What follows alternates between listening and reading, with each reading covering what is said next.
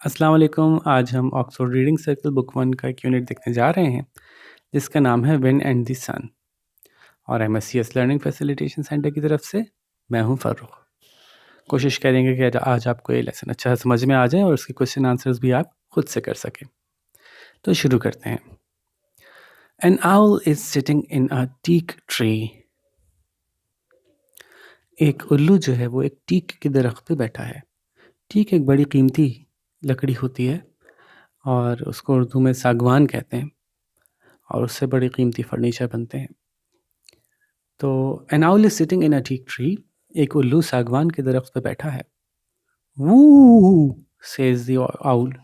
उल्लू अपनी आवाज़ निकालता है।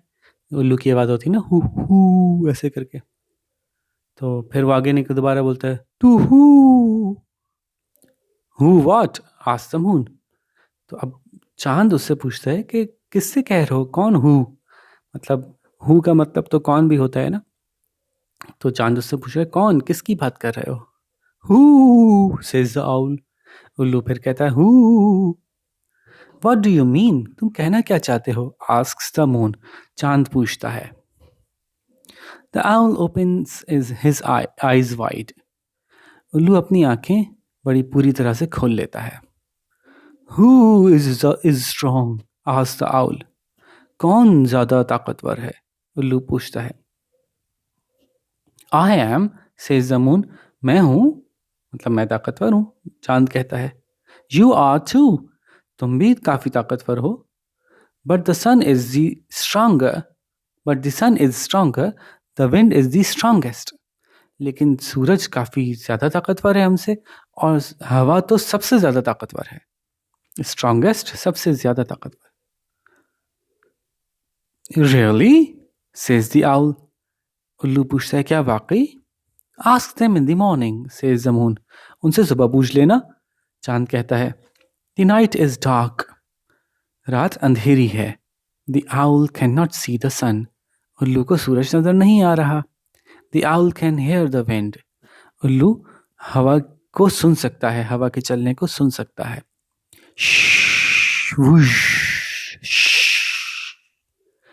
That wind is strong says owl.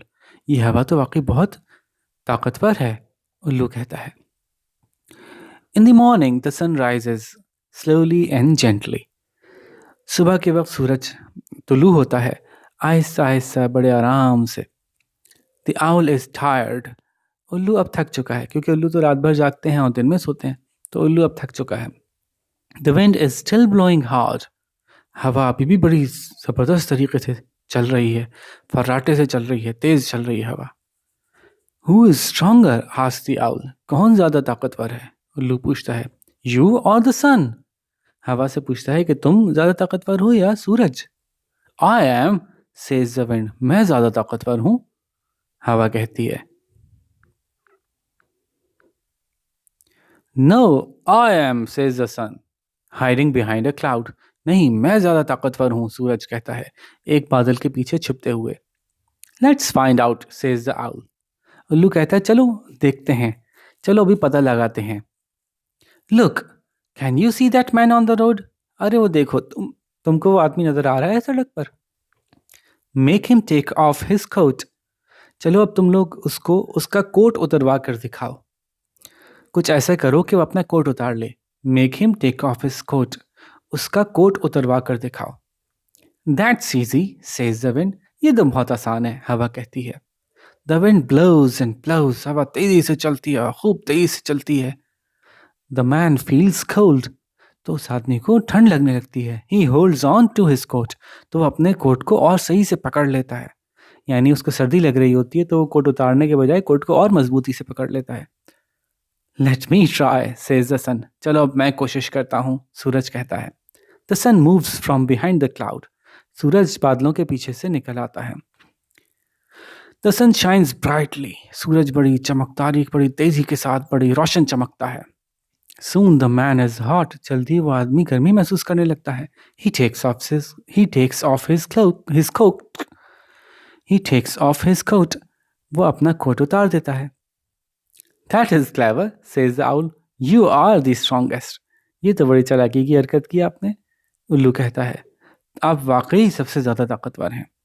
सूरज को कहता है, ये कहानी ले गई है, ये ग्रीक स्टोरीज़ हैं, हज़ारों साल पहले सुनाई गई थी। तो उनमें एक स्टोरी टेलर था एसॉप, उसकी कहानी में से एक कहानी ये ली गई है और आपके हिसाब से इस कहानी को एडजस्ट किया गया है थोड़ा बच्चों के हिसाब से। ठीक है जी। तो अब आते हैं इसके क्वेश्चन आंसर्स की तरफ। और क्वेश्चन आंसर्स में तो हम हमेशा ही कहते हैं जनाब कि आपको क्वेश्चन आंसर्स खुद करने हैं और आप कर सकते हैं। मैं क्वेश्चन को एक्सप्लेन करूँगा, उसके बाद आप वीडियो पॉज़ कीजिएगा, उसका आंसर लिखिएगा, फिर आगे वीडियो देखिएगा, फिर नेक्स्ट क्वेश्चन भी ऐसे ही कीजिएगा। और जब आप क्वेश्चन आंसर्स खुद करेंगे तो आपके टीचर्स भी बहुत खुश होंगे, पेरेंट्स भी खुश होंगे कि अरे वाह! एक बच्चे ने खुद से क्वेश्चन आंसर्स कर लिए, छोटे से बच्चे ने। ठीक है ना? तो शुरू करते हैं। Where is the owl? Question number 1, where is the owl? उल्लू कहाँ है? देखें, ये बात तो लेसन में मौजूद है कि उल्लू कहाँ है, अभी हमने देखी थी। ये देखिए, उल्लू बैठा है टीक ट्री के ऊपर, ठीक है ना?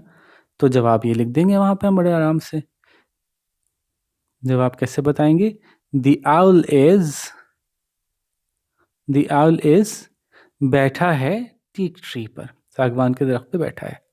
तो ये बात आप वहाँ से देख के लिख सकते हैं, बैठा है सागवान के दरख्त पर।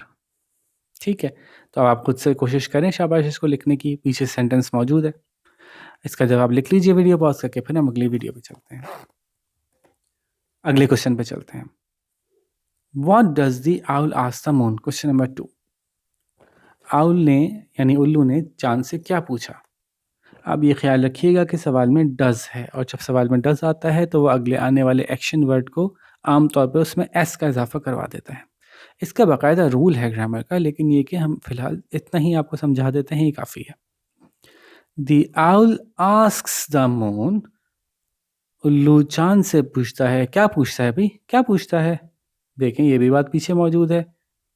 क्या पूछता है? क्या पूछा था उसने? ये रही, ये जुमला ऐसे के ऐसे लिख देंगे कि कौन ताकतवर है। ठीक है, तो उल्लू चांद से पूछता है कि कौन ताकतवर है, आउल आस्क्स द मून, और फिर वो जुमला यहाँ पे लिख देंगे। ठीक है ना? आप वो लिखिए यहाँ पे, वीडियो पॉज कीजिए, फिर हम अगले क्वेश्चन पे चलेंगे। Question number 3, what does the moon tell the owl? चांद उल्लू को क्या बताता है? अब वो काफ़ी सारी बातें बताता है चांद तो उल्लू को। ठीक है, तो अब देखते हैं कि हम उसको कैसे लिख सकते हैं। पहले तो ये शुरुआत कर लें जवाब की कि सवाल में डज है, तो अगेन हमारा एक्शन वर्ड जो है उसमें एस आ सकता है।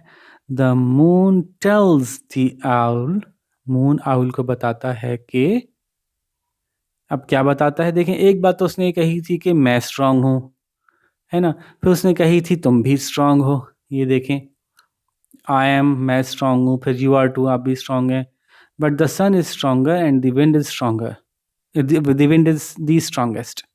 तो हमें ये वाली बातें लिखनी है यहाँ से कि sun is stronger and the wind is the strongest. ये वाली बात लिखवाने पूछना चाह रहे हैं वो, क्यों क्या कहता है। ठीक है, तो ये बात आपने देख ली, द सन इज स्ट्रांगर, सूरज जो है वो हमसे ताकतवर है, और विंड इज द स्ट्रांगेस्ट, और हवा सबसे ताकतवर है। ये चांद का ख्याल था, तो यही बात हम यहाँ पे लिख देंगे। The moon tells the owl that,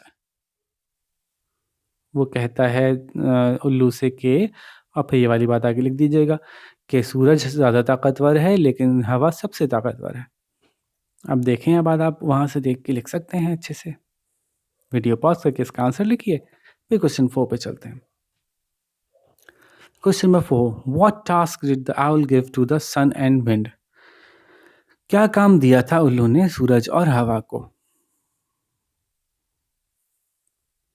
अब चूंकि सवाल में डिड है, तो डिड का मतलब है कि बात पास्ट टेंस में हो रही है, गुजरे हुए ज़माने में हो रही है, तो जवाब में भी जो एक्शन वर्ड है वो पास्ट टेंस में हो जाएगा।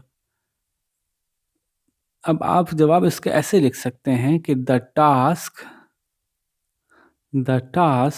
डिड के बजाय हम लिखेंगे दैट द आउल गिव की past tense, gave, the task that the owl gave to the sun and wind was, वो क्या टास्क थी?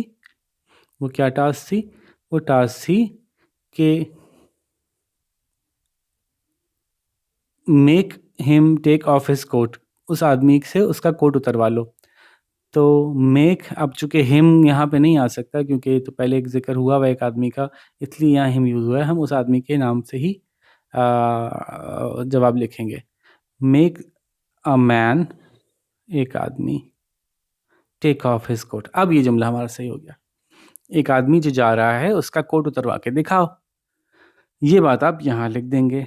The the task that the owl gave to the sun and wind was, the task that the owl gave to the sun and wind was, और फिर इसके आगे वाली बात लिख दीजिएगा जो मैंने यहाँ दिखाई आपको, कि उस आदमी से उसका कोट उतरवा के दिखाओ। ठीक है, कितना आसान था देखें। Next question, who do you think is stronger, the sun और the wind? Give your own reasons. आपके ख्याल से कौन ज़्यादा स्ट्रांग है, सूरज या हवा? और अपनी वजह बताइए। तो इसका जवाब आप ऐसे लिखेंगे कि आई थिंक, मेरा ख्याल है, डैश इज स्ट्रॉन्गर। ठीक है, अब इस डैश में आपकी मर्जी है, आप चाहें तो सन को स्ट्रॉन्गर कह दें, चाहें तो विंड को स्ट्रॉन्गर कह दें। कोई एक फाइनल जवाब नहीं है इसका। ठीक है, कोई एक दुरुस्त जवाब नहीं है, बल्कि दोनों ही सही हैं। अगर आप सन को स्ट्रॉन्गर कहना चाहें तो आप सन को स्ट्रॉन्गर कह दें, अगर आप विंड को स्ट्रॉन्गर कहना चाहें तो विंड को स्ट्रॉन्गर कह दें, लेकिन उसके आगे आपको बताना होगा बिकॉज, क्योंकि, और फिर आप अपनी तरफ से कोई 2-3 पॉइंट्स लिखेंगे। पॉइंट्स चूँकि आपने अपनी तरफ से लिखने हैं इसलिए मैं पूरा नहीं बताऊंगा, बल्कि मैं आपको हिंट्स दे दूंगा कि अगर आप सन को स्ट्रॉन्गर कह रहे हैं तो उसके लिए क्या क्या पॉइंट्स हो सकते हैं, और अगर आप विंड को स्ट्रॉन्गर कह रहे हैं तो उसके लिए क्या पॉइंट्स हो सकते हैं। जैसे कि सन के लिए आप कह सकते हैं the sun is stronger, I think the sun is stronger because. अब उसमें आप बता सकते हैं कि sun shines brightly, sun gives everyone energy, and sun makes plants grow, sun provides food to the plants, और sun always rises in the morning, और इस तरह की कई जुमले आप इस तरह से बना सकते हैं। सिमिलरली अगर आप कहते हैं I think wind is stronger, तो फिर आप बताएंगे because wind can bring and chill and it can change weather and it can blow off trees and even houses, and if the wind is not blowing we can feel like very hot and humid। तो इस तरह के बहुत सारे जुमले आप बना सकते हैं कि अगर विंड अच्छी ना चले या विंड ना हो तो हमें क्या मसाइल होंगे। ठीक है ना, तो दोनों ही की तरफ से आप बात कह सकते हैं। दोनों के सिलसिले में आप जो जो जुमले इस्तेमाल कर सकते हैं उसका मैंने एक नियर अबाउट अंदाज़ा आपको बता दिया। तो देखें, ये सारे सवाल आप आराम से खुद से कर सकते थे, आपको थोड़ी सी हेल्प की ज़रूरत थी और आप ये सारे सवाल खुद से अटेम्प्ट कर पाएंगे अब। ठीक है ना, तो अब देखते हैं आप में से कौन ज़्यादा अच्छे जवाब लिखता है। तो इसके साथ ही हम आपसे इजाज़त चाहेंगे। अपना बहुत सारा ख्याल रखिएगा।